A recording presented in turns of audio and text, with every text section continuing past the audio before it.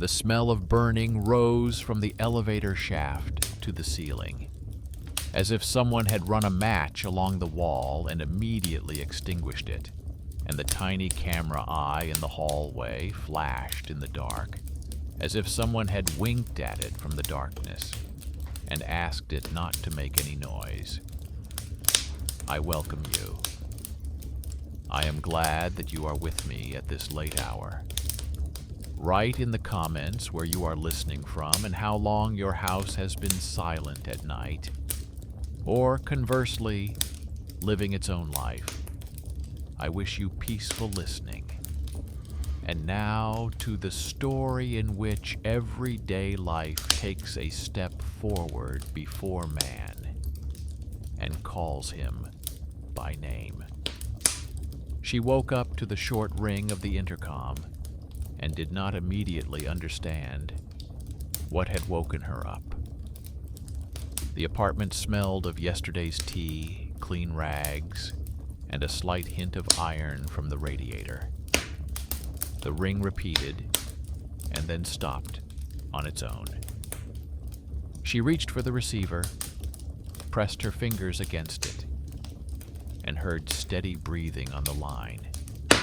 A strange voice pronounced her name without introduction, without naming the apartment. It was neither a question nor a request, but a statement.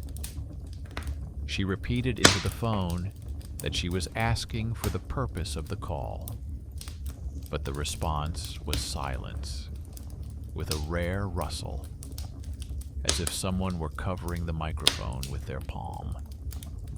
She hung up and went to the door, looking through the peephole more out of habit than anything else. It was dark in the peephole, as if the lights had been turned off in the hallway, and her own reflection slowly entered this darkness, a dim circle that always frightens her when she has a hangover or after a long shift. But she hadn't been working shifts. She was tired for a different reason. She was caring for her mother, living on 2 incomes, keeping her flexible job so she wouldn't lose her apartment. Saving time had become a habit, and being careful had become her armor.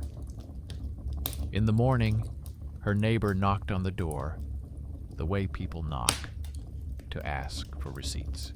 She recounted that she had heard the intercom and her name on the line during the night. She reported this dryly, without emotion, as one might report a leak.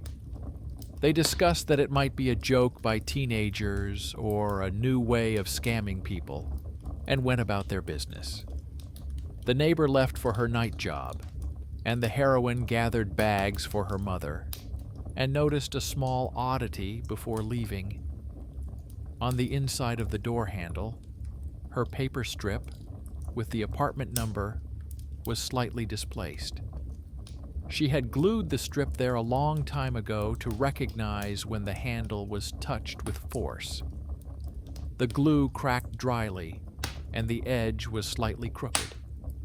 She fixed it and noted the detail in her mind. The first line of observations came quickly because things that didn't usually repeat themselves began to repeat themselves. The camera in the hallway flashed a little longer than it should have each time the lights were turned off. The elevator, when reaching their floor, would delay its doors for a fraction of a second and close more gently.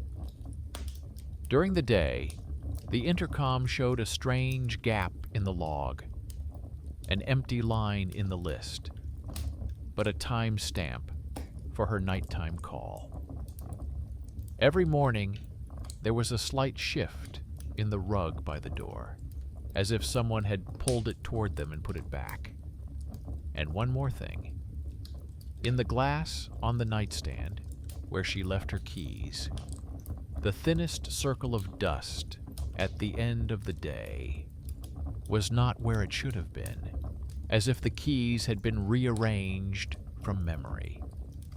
She didn't make up a story, but gathered the items. In a transparent folder with an elastic band were receipts for the past months, copies of letters from the manager, and notes from the residents' chat. Separately, there was a sheet with the neatly rewritten number of the intercom's short service and the word technician. She called the manager and calmly recounted that there were empty calls at night. Breathing could be heard on the line, and there were empty lines in the intercom log. She was told that this was normal and that a technician would be sent to check the line. She wrote this down in her notebook and went to her mother, because a day of someone else's responsibilities is not canceled because of nighttime noises. In the evening, on her way back, she noticed a fresh sheet on the common bulletin board with dry text about a backup notification line test in the intercom network.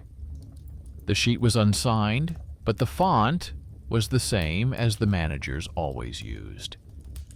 This did not explain the voice, but it fit in with the month when something was constantly being repaired in the building. She photographed the sheet and put the photo in a folder. The elevator smelled of dust and wet baby carriage wheels. The camera in the ceiling flashed once and then immediately seemed embarrassed that it had flashed. At night, the intercom fluttered again. There was breathing on the line, but the voice was in no hurry. Then a whisper came from the receiver, not to her ear, but to her skin, and pronounced her name closer, as if not through the common entrance, but right at the door. She took the peephole. In the peephole, there was darkness without shadows, but she could clearly hear the drawn-out calmness of someone's exhalation. She told the intercom not to disturb her and hung up. After that, she saw that the door was indeed ajar by the thickness of a notebook. The latch hadn't clicked shut because her neighbors had called her during the day and asked her to hand over her keys for half an hour for repairs. And she had returned at night very tired. The trifle from the beginning of the day now stood at the end, like clues in a board game. A strip on the handle, the flashing of the camera, an empty line in the log, a folded rug, a dent in a tiny dust circle. They formed a route to the crack in the door. She was not a heroine hunting for the miraculous. Her hidden strength lay in her powers of observation, honed by the need to save everything she could: time, energy, electricity. She took a small tape recorder out of the drawer, which she had once bought for her mother to leave reminders. The date was written in letters on the sticker. She placed the recorder on the shelf by the door, turned on the recording, and went to bed. It was her choice to escalate the situation, to leave the camera on, to trust the microphone with the silence at the door, not to drag the pent-up fear into the room. In the same bowl on the nightstand lay a thin tag made of transparent tape, which she had long used to label kitchen jars. She stuck one on the inside edge of the door so that in the morning she could see if the cracks had changed their mood. In the morning, the recording revealed an even breathing pattern in the hallway, the creak of footsteps that were not visible, and a short, dry word uttered just as she approached the door.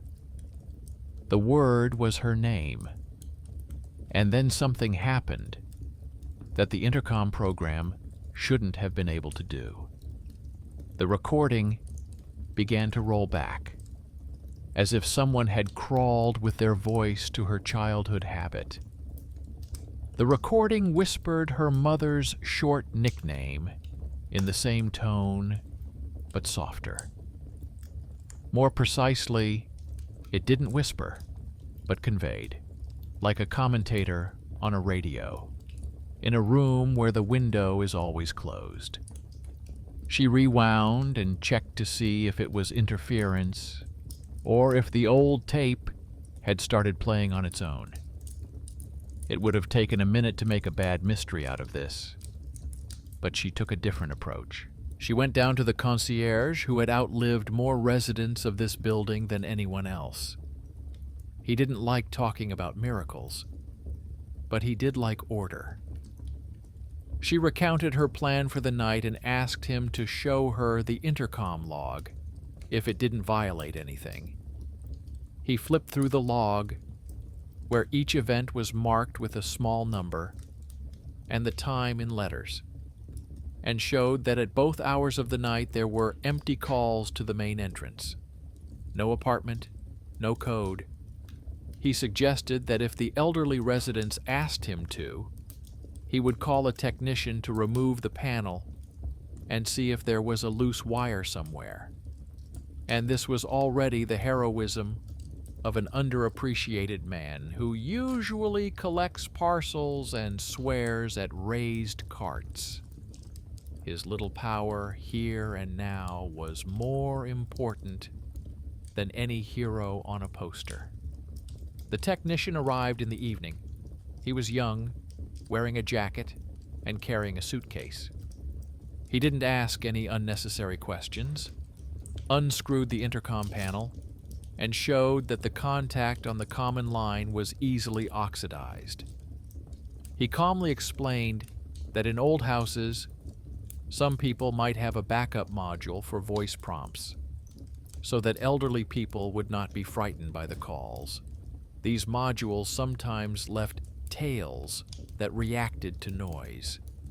He suggested disconnecting the test line for a couple of days to see if the empty calls would go away. She agreed because it was an outside resource, simple and realistic. One solution that could resolve the conflict. The unexpected benefactor came not with an amulet, but with a screwdriver and a key. She wasn't sure it was just a hardware issue. On the staircase between floors, she found another clue. A tiny piece of paper with an old stamp from the manager and the letter "Reserve" written on it. On the back was a short word, handwritten, familiar, dear to her. The handwriting reminded her of her mother's in her notebooks. The hidden bundle from the past seemed to be asking her to take another look. She put the piece of paper in a file and went to her mother's, because obligations cannot wait to be resolved. On the way, on the tram, she was scrolling through her phone and came across an archived post in the chat at home, where a few years ago they had discussed voice prompts on the line for elderly neighbors. Surnames flashed in the comments, among them her mother's maiden name. The old bundle lined up with her current anxiety without a loud announcement, simply as a fact. In the evening, she decided to see the apartment thriller through to the end, but on her own terms. She left a small camera in the kitchen, pointed at the front door, covering the lens with a narrow strip of paper so as not to see anything unnecessary and not to post anything that didn't belong to her. She placed an empty bowl for keys on the floor by the door and sprinkled a thin trail of flour in it, as one does when looking for insects. She stuck on a new strip of paper, slightly thicker. She wrote in her notebook, "Do not open without the light in the hallway. Call the concierge if it happens again. Do not respond to whispers." These points were necessary for her, not for the world. They were easier to follow than keeping a vague, "don't be afraid," in her head. The call came again at night, but the voice did not say the name right away. At first, there was a long rustling sound, as if someone were running a fingernail along the body of the phone, and then calm breathing appeared on the line. In the hallway, the camera flashed once with the lights off, and the peephole showed the same milky image as last time. She almost decided not to go near it, but did something else instead. She picked up the phone and briefly explained that the resident had asked not to be disturbed at night. She hung up and, without touching the latch, checked the bowl. There was a smooth arc in the flour, as if the bowl had been turned and placed there. The strip on the handle was slightly bent. She did not try to explain, but simply noted that someone or something was trying to establish itself in her rituals without entering. In the morning, the technician temporarily turned off the system, and the empty calls stopped. But, along with that, came a letter from the manager about testing the backup line at night, and a request to be understanding. She put the paper with the others and went to her mother's. Her mother listened without panic. She listed the habits she used to calm her anxiety even before intercoms became smart: naming things, turning on the lights, calling back herself if someone called her name. It was not a spell, but a little exercise in mindfulness. And her mother also recounted the story of how, at her request, a voice on the line had once been installed in their house so that she would not be frightened by sudden noises.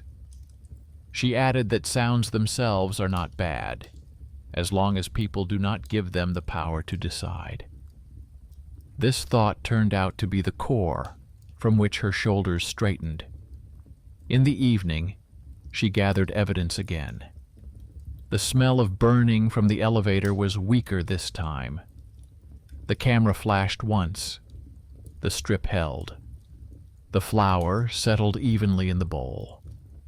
The voice recorder saved the night's recording, but without the whispering.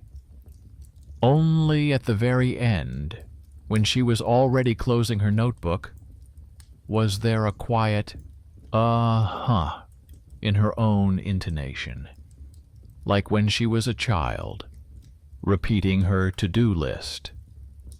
That "uh-huh" was not said in the room.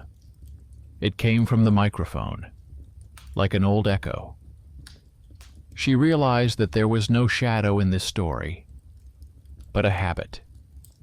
Someone else's, her own, a house spirit's.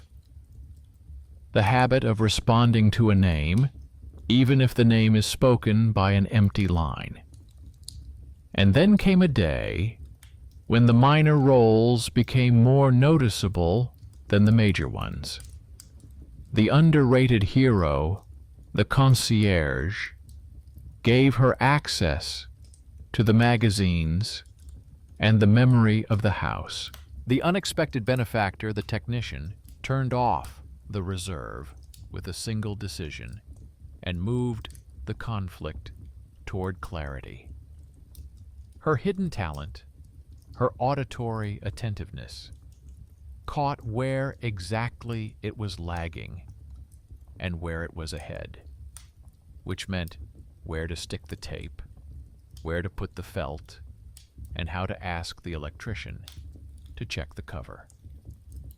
A hidden family connection, her mother's maiden name in old records, explained why the voice on the line was saying familiar words from home.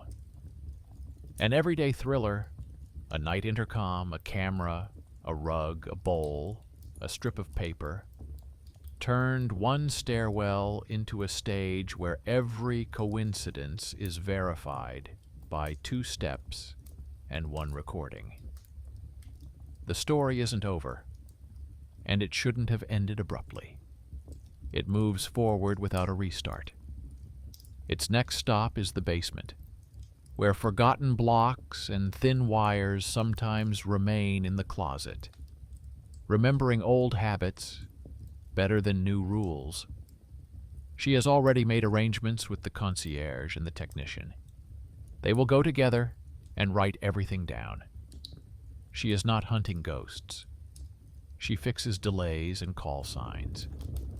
And in this, there is a calmness that is stronger than any whisper in the tube. The outcome here will depend on people, not miracles. The three of them went down to the basement as agreed.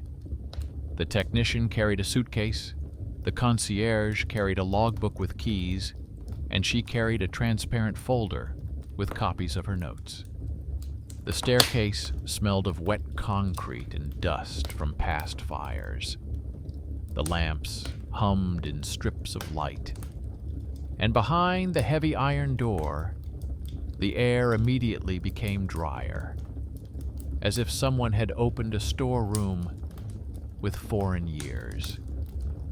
A metal cabinet stood opposite, with a bundle of screwdrivers and a roll of tape on it.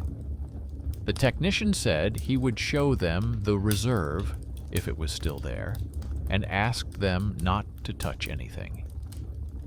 The concierge placed the magazine on the box, like a saucer, with water in an empty room, and stood in the doorway to make sure no one else came in. Under the cover was a low block with matte buttons and a tiny microphone mesh, a wire leading to it from someone else's branch and returning to the common input terminal. An old white sticker was stuck to the block itself, almost worn away, but a short word with a curved letter remained, the same as the one his mother used to sign jam jars with.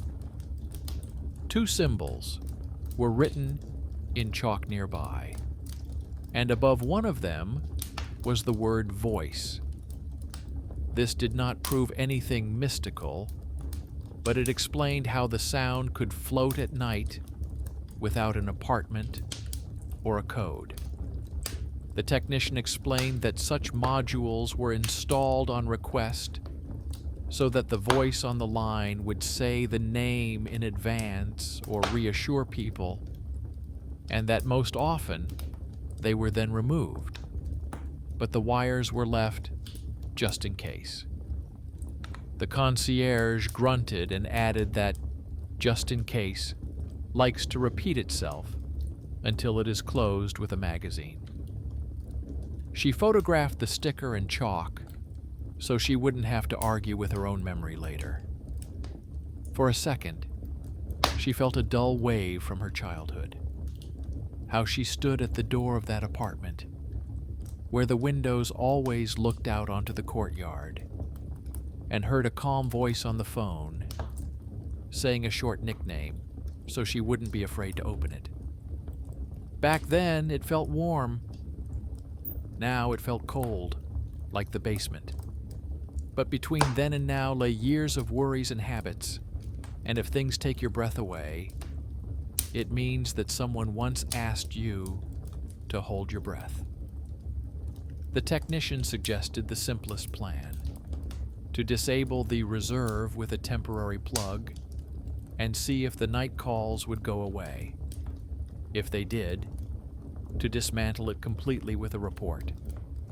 He said he would do everything officially, leave a note, and before that, he asked the concierge for permission to open the pipe with the common line at the shield.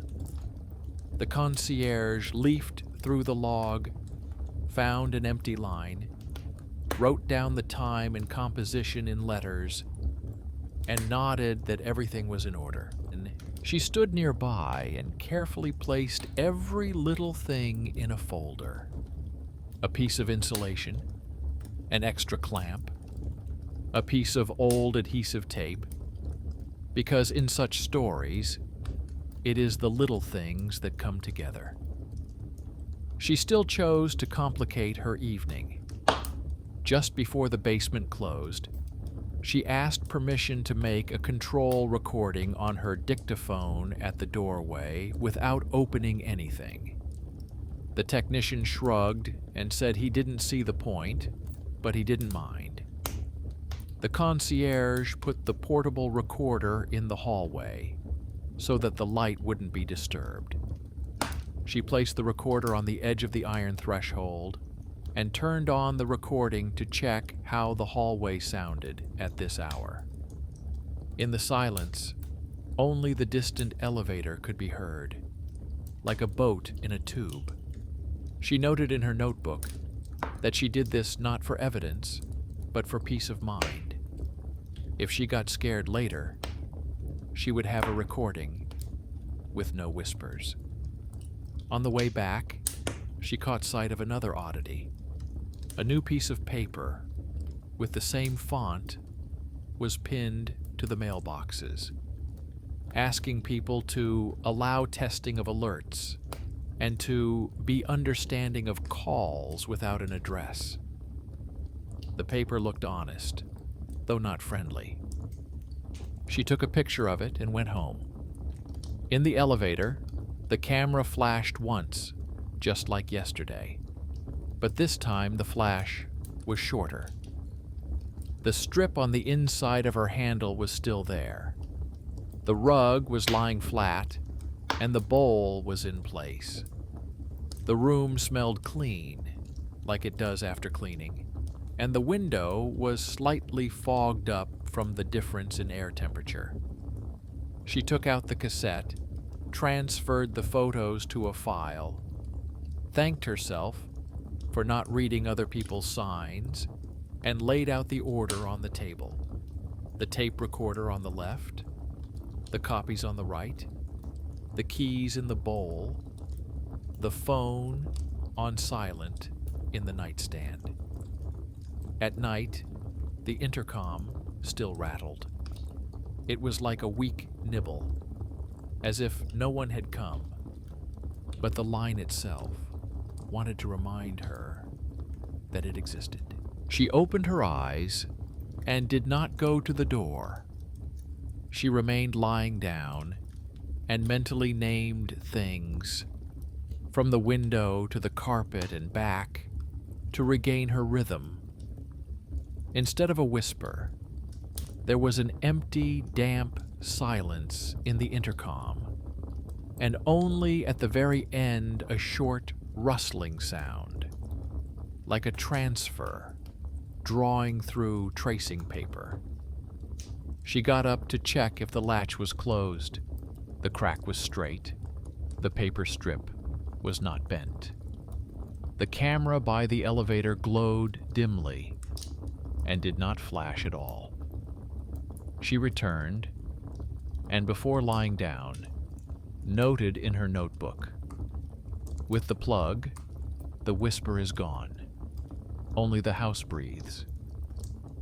In the afternoon, the technician brought a small document with 2 lines. The first line said, "Reserve" had been turned off. The second line said the date of the next visit for dismantling. He said he would come back with an electrician, because that was the procedure. The concierge signed it and gave her a copy. His face was calm, like that of a man who likes clear endings. He uttered a funny phrase about how the house loves order more than its residents, repeated it in a hoarse voice, and went back to his desk. This casual humor warmed the room more than any heater could. She went to her mother with the news and her cassette. Her mother listened and nodded, holding the cassette like one holds glasses without lenses. She recounted that she had once asked for a voice on the line just for herself, because her heart would jump at sudden calls, and thanked her for helping her back then. She asked her daughter not to be angry at her old fear because it had once saved her. She repeated that things work better when they have a name. These words did not reveal the secret, but they put it on the shelf where it belonged. When she got home, she did a little test. She turned on the recorder and recorded a series of names, slowly, with equal pauses between them. Then she placed the player by the door to send the track into the hallway, just like last time. The familiar echo returned in the hallway recording, but now it was even, neither ahead nor behind. The neighbor, the one who had complained about the nighttime whispering, caught up with her by the elevator and told her that it had been quiet during the night. But in the morning, someone had written in pencil on the bulletin board under the paper, "Thank you for not calling me by name." The handwriting was childish, possibly that of a teenager. She didn't erase it. She just took a photo, as further evidence that order was slowly retraining the house. In the evening, she and the technician, an electrician, went down to the basement again. The dismantling took less time than the fear.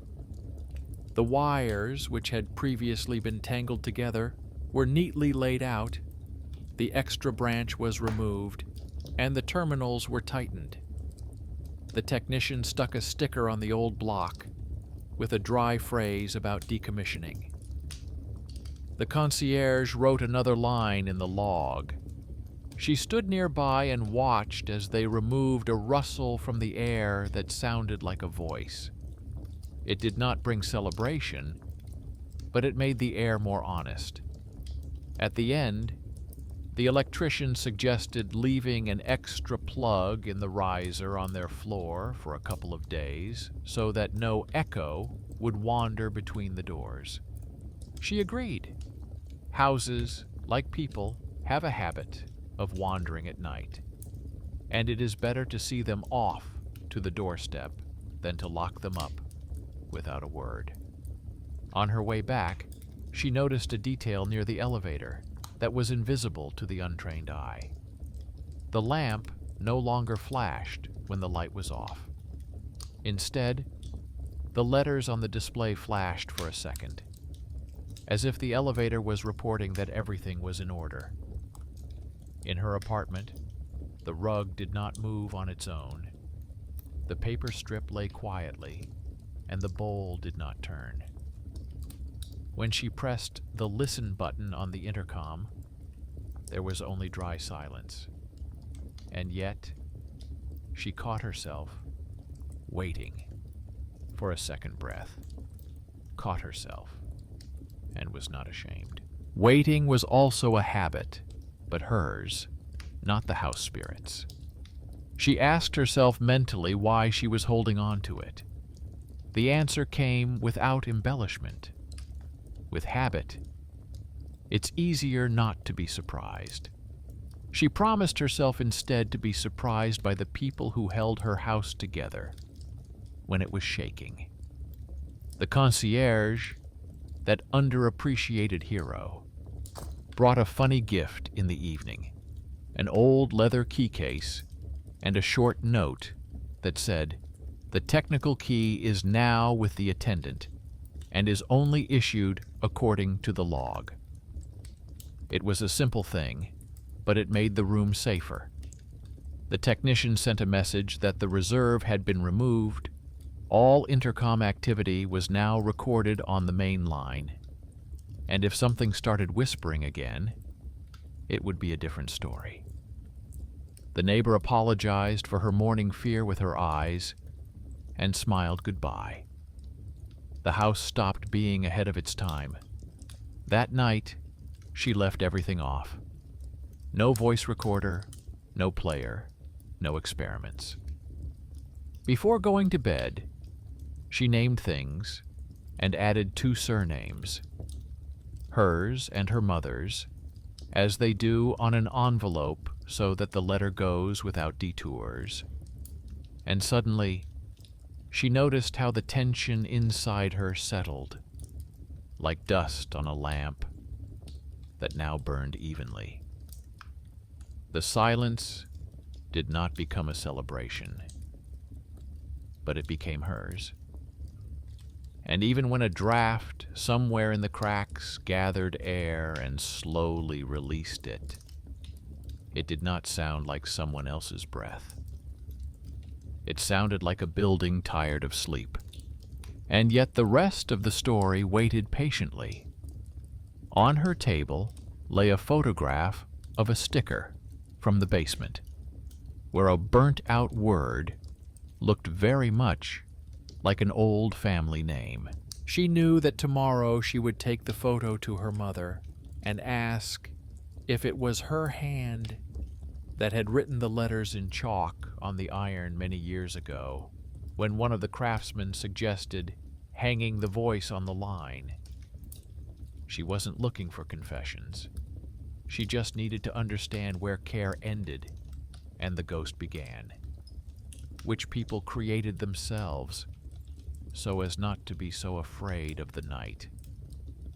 And one more tale, a recording from a dictaphone at the threshold, where at the very end was her childish, She wanted to take this track to the city library, where they collect everyday sounds of the neighborhood, so that it could be preserved as a small piece of local history. How, in one stairwell, they learned to whisper and sewed it onto wires. The house that had called her name several nights in a row was now pausing. It did not like emptiness, and would surely want to fill it with something new.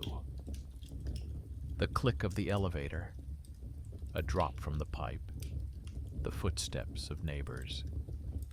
She decided that she would be the first to fill it, with the names of things, a call from her mother, a cup of tea for her neighbor, a short thank you to the concierge, and a visit to the technician.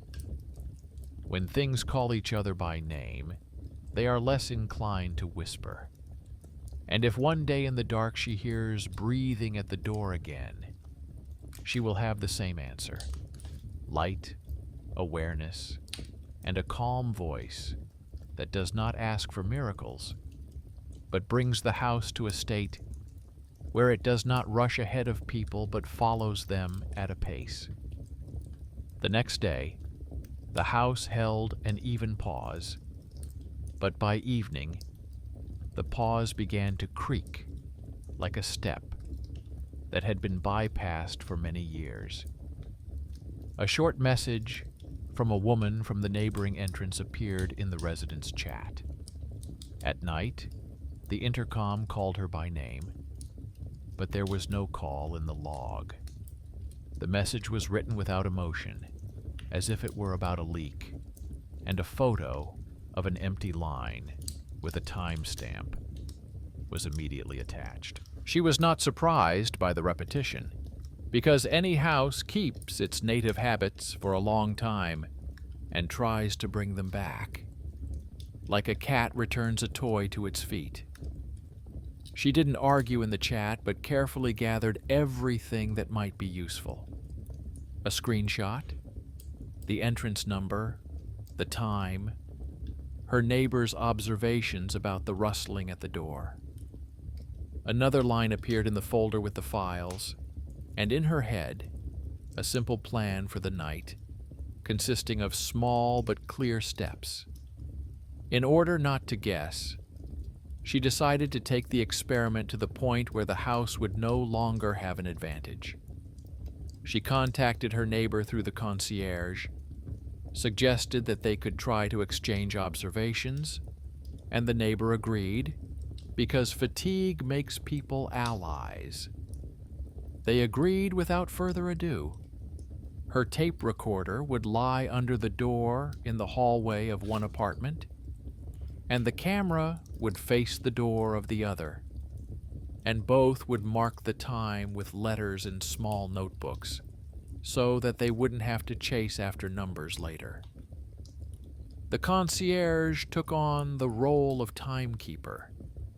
He promised to look at the logs at exactly the right intervals and write down what was on the line. The choice was conscious and sharp. She herself led the knight to the threshold, not hiding, but on the contrary, leaving the camera on, as they teach themselves to watch when they are afraid.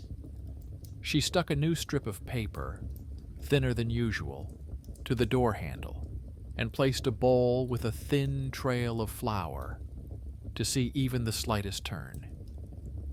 She recorded a neat row of words on the dictaphone, where the names of objects followed like the count of breaths: window, table, handle, rug, lamp, latch, door. She did not turn on the player, so as not to give the house any reason to accuse her of playing along. On her way to her neighbor's apartment, she noticed an almost imperceptible smell of burning near the elevator, a faint trail, like burnt crumbs. The camera on the ceiling flashed once and went out. That one moment became her insurance for the whole night. If the camera flashed, it meant that someone somewhere had touched the circuit. The night behaved as if nothing was happening. The intercom remained silent. The elevator slept. The stairs did not creak. She slept fitfully, waking up from the silence, because silence, after a few whispers, sounds louder than any ringing. Towards morning, the voice recorder picked up a short breath that was unlike her own, or any of the familiar sighs in the house. The breathing was more even, like that of a person trying not to breathe loudly, and seemed to come from the neighbor's door rather than her own. Next, the recording captured a squeak, which is often made by a metal plate when it is moved slightly back and forth. At that moment, a blank line appeared in the intercom log, which the concierge noted clearly and without drama. The camera in the hallway flashed, and the flour in her bowl formed a peculiar arc that the bowl had never been able to do before. The arc was not from a turn, but from a gentle push, as if a finger had been run along the bottom, guiding the bowl closer to the door. The paper strip on the handle bent very slightly, almost imperceptibly. It was enough to conclude that the house was trying to pull the string again. She didn't try to guess someone else's intentions. She went for the simple solution: technology and people. The concierge called the electrician ahead of schedule, and the technician arrived without any unnecessary phone calls. And then a person appeared in this group who is not usually thought of when it comes to nighttime noises: the courier. The courier delivered parcels to the neighboring entrance and stopped at the concierge to ask for a signature. Seeing 3 people standing around the intercom with a notebook, a suitcase, and a magazine, he politely explained that in this building, the door sometimes opens when he approaches it. He said this without any mystery, quite businesslike. He took out his smartphone and showed the GeoZone log, which recorded approaches to the entrance and openings.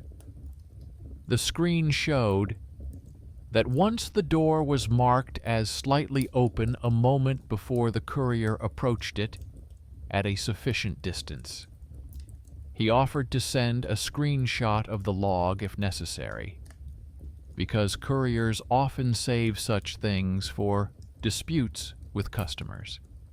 He was an unexpected benefactor from the world of things, a man with resources who, with a single gesture, could provide more evidence than a week of speculation. She thanked him and left her email address in her notebook. The technician, warmed up by the real facts, opened the panel between the entrances and showed her a detail that is usually overlooked. The spring on the lock plate was worn and had a microscopic burr on it. If the door is pulled not by hand, but in resonance with the elevator, the plate barely moves, and the contact in the line has time to inform the system about the apparent opening. He calmly explained that in such moments, even the intercom microphone can pick up any rustle and transmit it to the line, especially if someone on the floor has an old radio playing or a phone picking up a signal.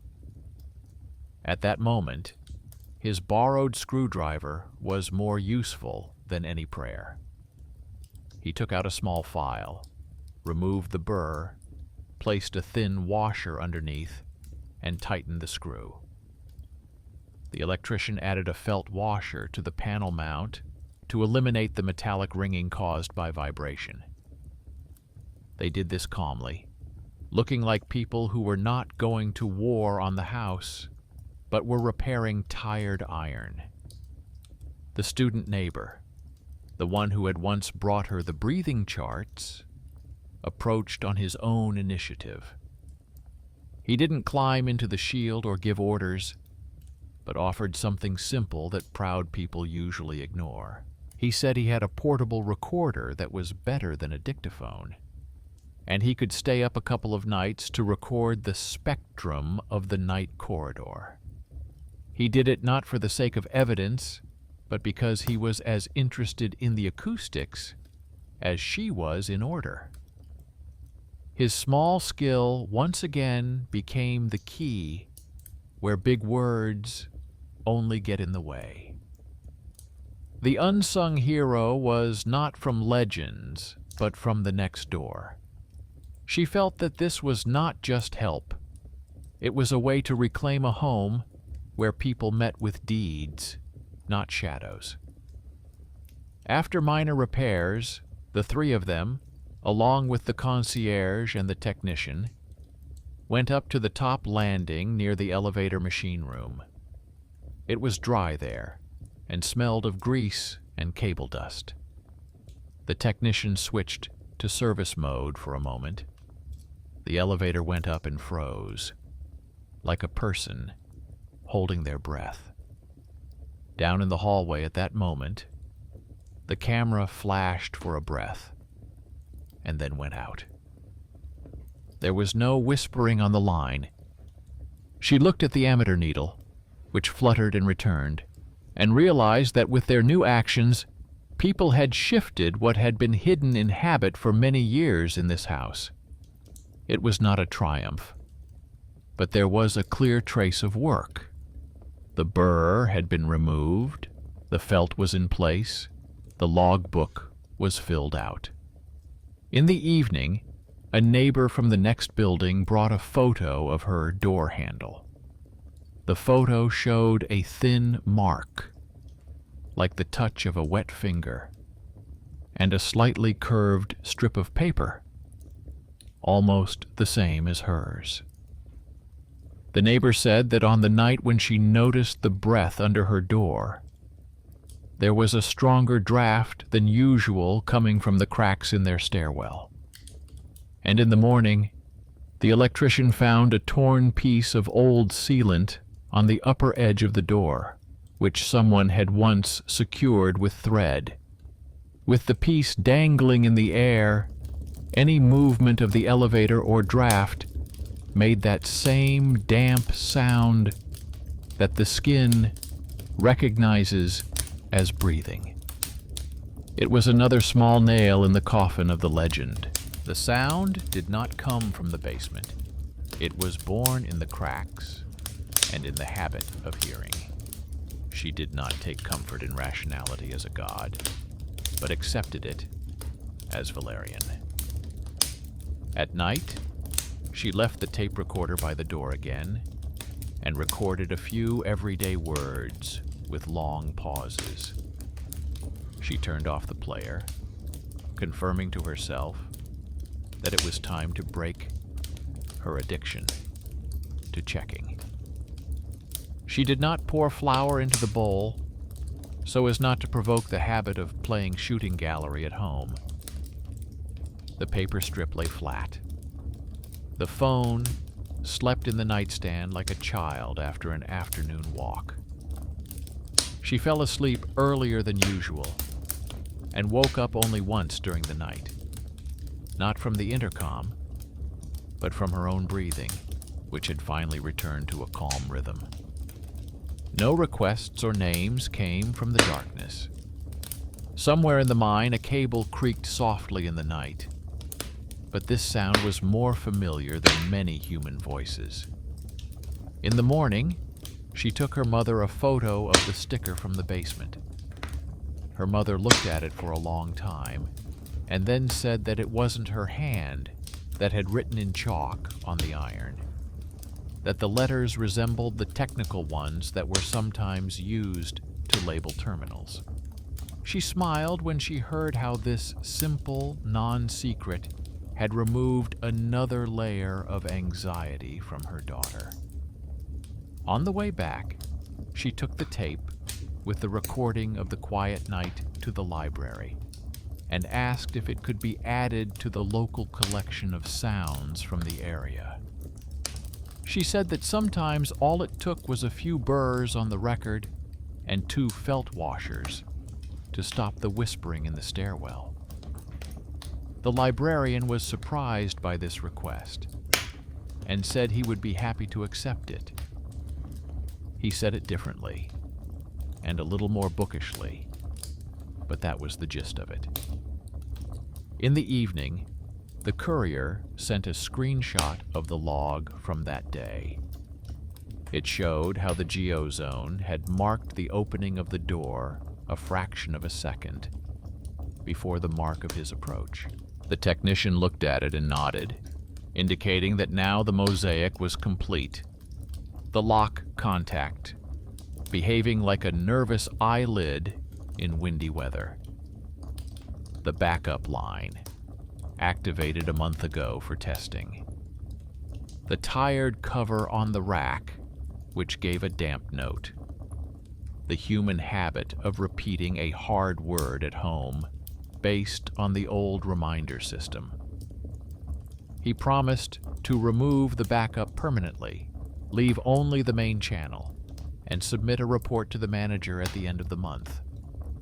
The concierge recorded the time and composition while they stood at the counter, as if to make sure the house understood. No one is hiding what they are doing. A student neighbor brought the spectrum a couple of nights later.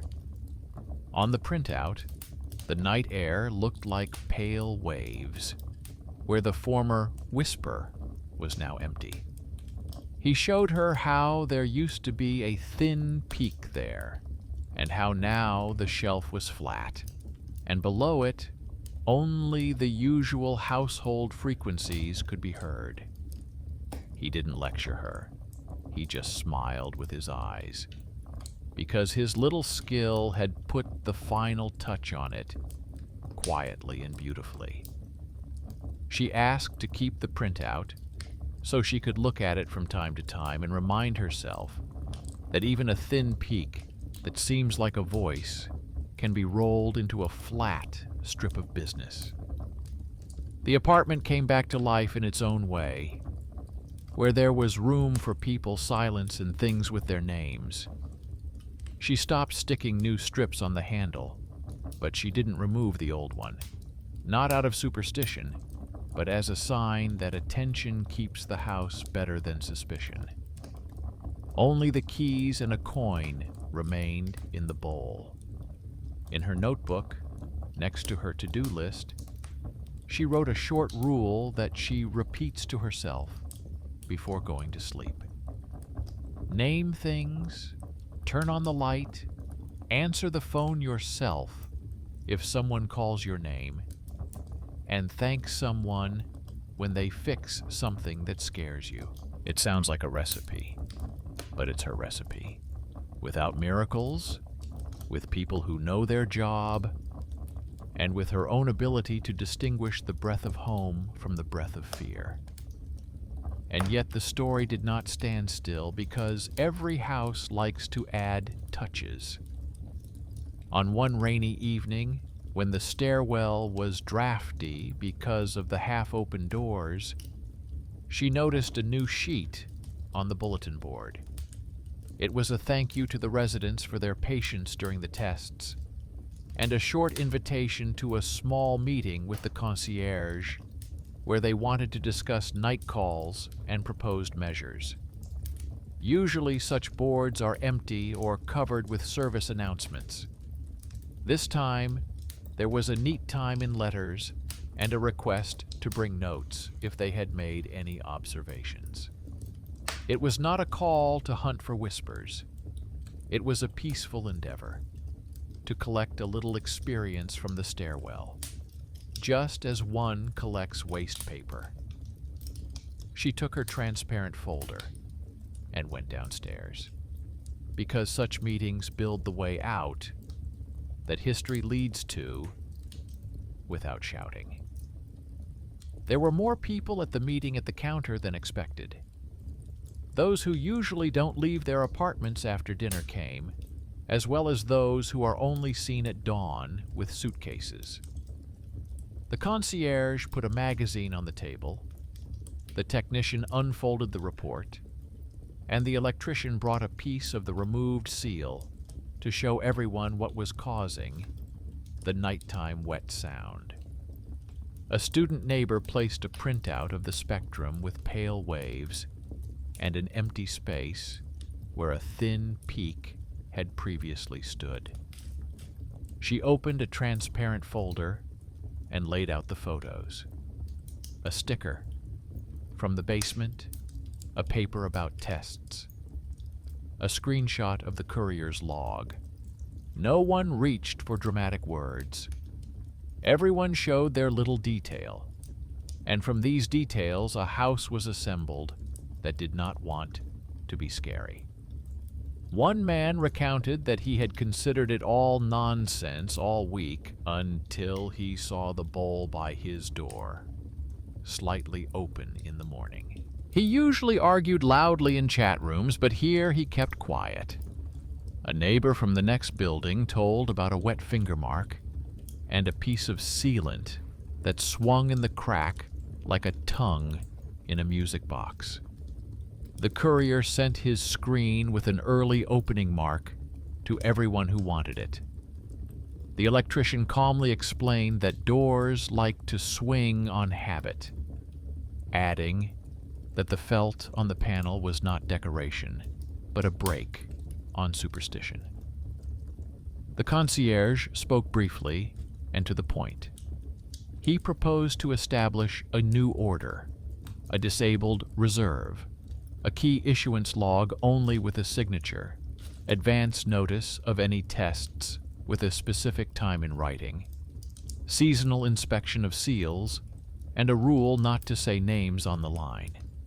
She watched as people who found it difficult to tolerate each other during the day could gather around a single problem at night and sort it out as neatly as bread is distributed in a queue. Inside, she felt a stubborn desire to check everything again anyway. Not out of distrust of people, but out of a habit of seeing things through to the end. She said she was ready to take on the final test run. One evening, with the camera on and the log open, with a bowl but no flour, with a paper strip but no second strips, and with the phone turned off in the nightstand. The technician nodded, the electrician waved his hand, and the concierge made a thin mark in the logbook opposite her apartment, like a small cross in the corner of a sheet of paper before you start writing. Late in the evening, the house breathed quietly. The rain beat evenly against the eaves. The elevator groaned, not from fatigue, but from work. Inside her room, everything was in its place. The keys in the bowl, the file on the table, the lamp without flickering. She sat on the edge of the bed, put her palms on her knees, and named things. It was a new ritual without magic, but with a clear task: to gather her attention and keep it with her. The intercom was silent. The silence lingered stubbornly, like water at a low volume. Closer to midnight, something happened that she did not expect, and that did not frighten her. Something settled in the mezzanine, where old papers and boxes lay. The crack was not loud, but familiar. The paper sagged. The lid of the box settled more tightly, and dust bounced off the edge.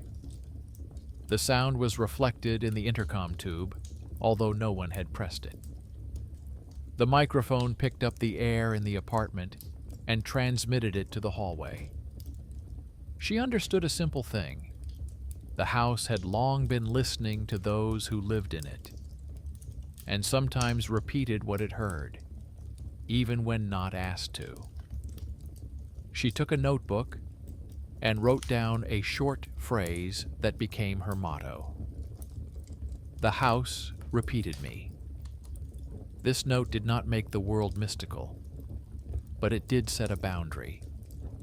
If the house repeats, then you can choose the tone it will repeat. At that moment, she heard the rustle of a bag at the door. She opened it and saw a small white envelope with no identifying marks on the doormat. Inside was a thin note from the manager thanking her for her participation, and a sheet with a schedule of silent checks, where each time was written in letters. No one tried to hide anything. No one tried to deceive. The paper smelled of the printing press, and that smell brought honest, business-like efficiency back to the entrance hall. In the morning, she made her rounds of her little spots. The paper strip on the handle lay flat. The bowl hadn't moved. The camera in the ceiling blinked once to check the electrician and went out. The intercom log contained only daytime calls from the post office and the courier. In her dictaphone recording, there was no whisper, no name held back, no moist sigh. Only her own breathing pattern, which she did for her mother when explaining the pill regimen. She turned off the dictaphone and, for the first time in this story, did not turn it on in the evening. It was not bravado or a challenge. It was confidence in what had been done. Her student neighbor brought her his recorder with a clean night track and asked her to keep a copy of the Spectrum, because he liked how quiet houses looked. He didn't say anything loud and didn't wait for applause. She wrote his name in the concierge's notebook, on the list of people she wanted to buy a cup of tea for when she had a free evening. The courier emailed a shared file with the logs, and it showed how the tests had indeed been turned off, how the door no longer made an almost open sound, and how it had become easier for many in the house to breathe. This simplicity took a week of minor work, and it made her look more impressive than big announcements. In the afternoon, she brought her mother some fresh pastries, and their kitchen was as quiet as a starched tablecloth. They didn't talk about whispers or scary things, but about how people have things they give voice to when they are afraid. Her mother recounted that she had once asked for a voice on the line, not for nighttime riddles, but so that her heart wouldn't jump at the sharp ring. She didn't ask for names to be repeated to strangers. She asked not to be frightened. It was an important difference, and it lay on the shelf next to the photographs, like a clean plate next to clean spoons. An understandable connection stretched between their homes. A request for care, fulfilled in an unnecessary way, which had to be removed when it began to frighten others. In the evening, she went up to the roof, not for romance, but to look at the house from above and see how it lived as a whole. It smelled of wet iron and wind.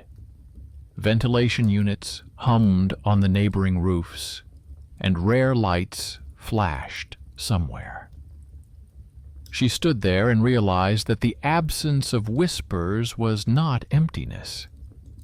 It was a space that could be filled with activities, names, schedules. Not forever, but reliably enough that the house would no longer be ahead of them. She went downstairs and brought the concierge 2 cups of hot tea, leaving one on his desk and taking the other to the electrician in the basement. They didn't make a ritual out of it, but this tea established a tone among the 3 of them that the house now hears and repeats. The final straw was a small piece of paper on her door. She stuck it on the inside herself and wrote 4 short rules in letters. Name things, turn on the light, don't respond to silence with silence, thank people for repairs. These 4 lines hung not as a mantra, but as instructions for living. If one night the intercom sounded like someone else's breath again, she would repeat these lines and follow them. But now she knew that behind the whisper there was almost always a piece of paper. Behind the paper there was a wire. Behind the wire there was someone's concern or someone's fatigue. And all this could be broken down, written down, and handed over to those who knew how. That night, the house slept. Not perfectly, with occasional clicks and crackles, but without attempts to call her name. Instead of whispers, she heard someone on the first floor hang up a rug and shake off water. Instead of a damp sigh in the tube, she heard a chain turn in the elevator. She turned off the light and went to bed without checking. The key in the bowl didn't move. The camera didn't blink. The paper strip didn't fail. And a new feeling echoed in her chest, similar to opening a window in spring and hearing the courtyard where nothing lurks.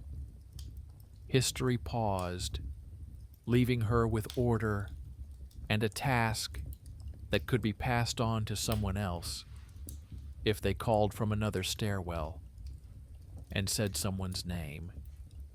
And in this, there was enough justice. The house stopped speaking first because people finally said everything that needed to be said for it.